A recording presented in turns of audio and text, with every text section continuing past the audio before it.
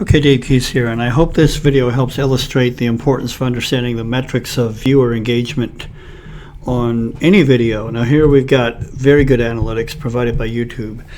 This is a video about Jupiter Island homes for sale, and it was posted back in 2010. This was very close to the period in which Tiger Woods scandal came out, and there was a lot of interest in Tiger Woods' private life, including his home that was built on this very location, Jupiter Island, a $55 million home.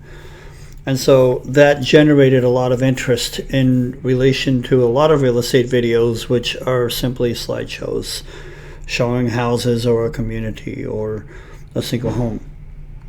Now, since this was in 2010, this was really in the adolescent phase of YouTube, having just been bought by Google a few years before, and its production value as far as the amateur level or the semi-pro level was fairly spectacular in terms of what was being put out at that time on YouTube. So it's rather sophisticated in its presentation, even though it's stills. It's put together in a very appealing way. And it's got 12,000 views over 6 years, so it's 2,000 views a year. Every one of those views was earned by its initial interest, and all these stats look great, okay? But when you dig into it, the real story starts to be told. First of all, there is somebody who didn't like it and gave it a dislike. Only 6 people out of 12,000 gave it a thumbs up. So something is interesting enough to look at it, but not interesting enough to give it a thumbs up like I really enjoyed this video. The reasons for that are fairly obvious, because it's a real estate video at the end of the day. And that's not exactly celebrity or anything else, although it involves a little celebrity in this case. So let's look at the analytics here, okay? And first of all, we can see right away, well, when they load, we can see right away that we've got an average view duration here. The video, it's 3 minutes and 15 seconds long. Even in 2010, I had begun to cut back on the length of my videos, understanding that long videos don't do well if there's not a real strong purpose into having the length of video. So I was already working on cutting them back, but still around 3 to 5 minutes happened a lot. Now I try to keep it under a minute. Now let's look at the average view duration. It's 1 minute 8 seconds, but to be fair, this is only in the last month. So we're going to pull in some stats for all time. Now we've moved up another 6 seconds, 1 minute 14 seconds average view duration. Now what does that mean? We can tell by looking at the YouTube section in their analytics called audience retention. It'll start to play the video again.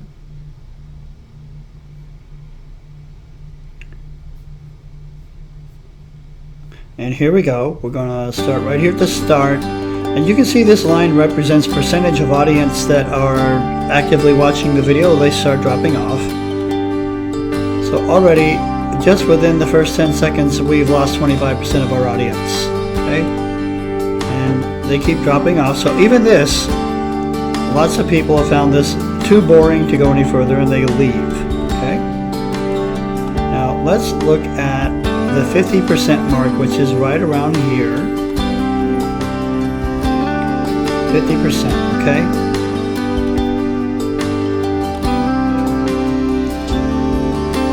I'm barely getting into my introduction of who Jeff Realty is and showing a little bit more of the community, and right here I've lost half my audience.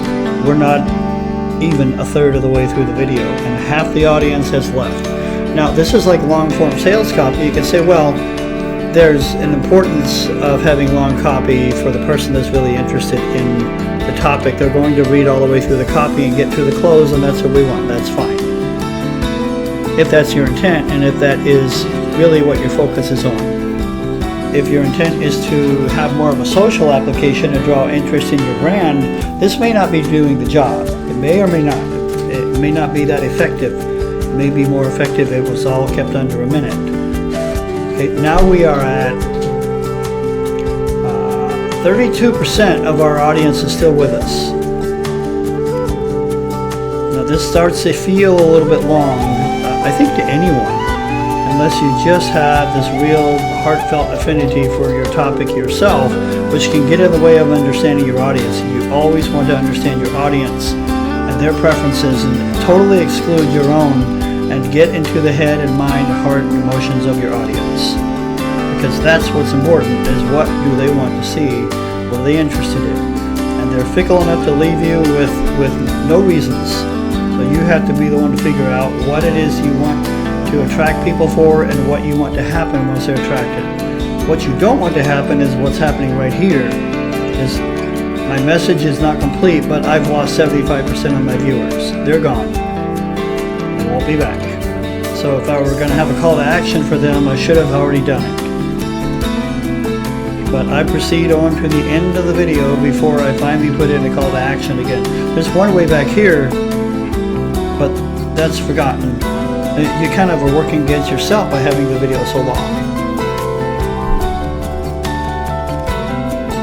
So now we're at the one of the yacht clubs or whatever in this community.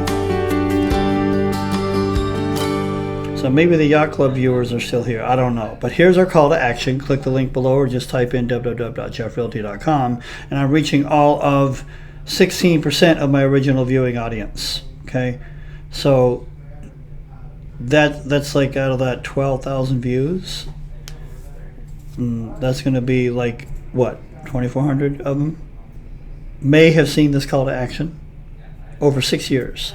Could be a lot more effective. So it's just to think about the length of the video, what it is it's supposed to accomplish, and who's going to be there to be called to action when you decide to end the video.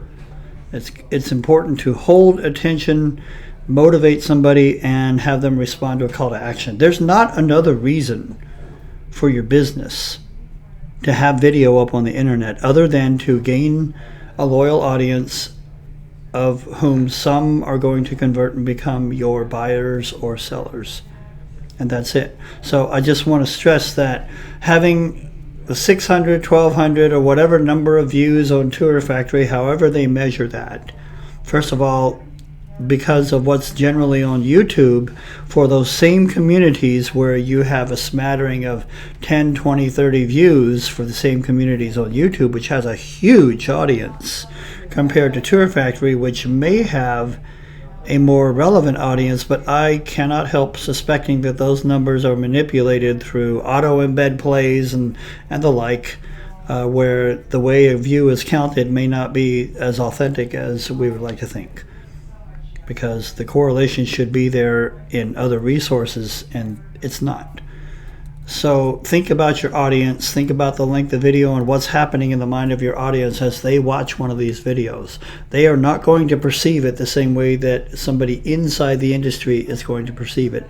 That you tend to look at how well of a job did I do on the video, did I get my message across clearly, but your audience is thinking, am I bored or am I interested enough to continue, because the mouse is their way out.